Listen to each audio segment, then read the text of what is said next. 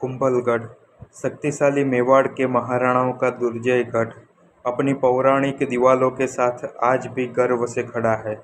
और उन दीवारों के पीछे है राजपूत जगत का बेहतरीन वास्तुकला चमत्कार और मेवाड़ का बेहतरीन इतिहास। अरावली दुनिया की सबसे पुरानी पहाड़ श्रृंखलाओं में से एक है। गुजरात से दिल्ली तक फैली हुई है, जिसकी सबसे ऊंची चोटियां राजस्थान में है।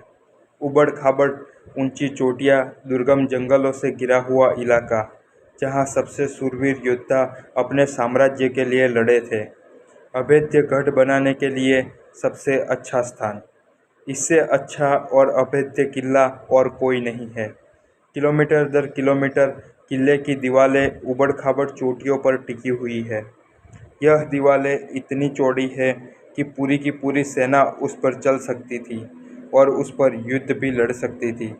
कुंभलगढ़ मेवाड़ के सिसोदिया राजवंश का एक गढ़ था, एक पौराणिक वंश जो सबसे पुराने राजवंशों में से एक माना जाता है। आज तक नामधारी राणाओं की 78 पीढ़ियां हो चुकी है, जिसमें से सबसे नामचीन राजाओं में बेशुमार है महाराणा कुंभा, महाराणा सांगा, महाराणा प्रताप जैसे राजा।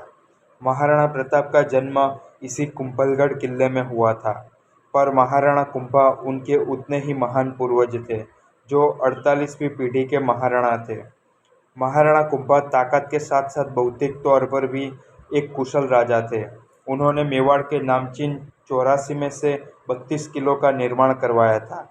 इसी के साथ साथ चित्तौड़गढ़ का विजय स्तंभ भी उन्होंने ही बनवाया था। वो केवल युद्धों के पराक्रम तक सीमित नहीं थे, बल्कि उनकी शक्तियाँ रचनात्मक भी थी। वे संगीतकार भी थे। संगीत राज उनकी महान रचनाओं में से एक है।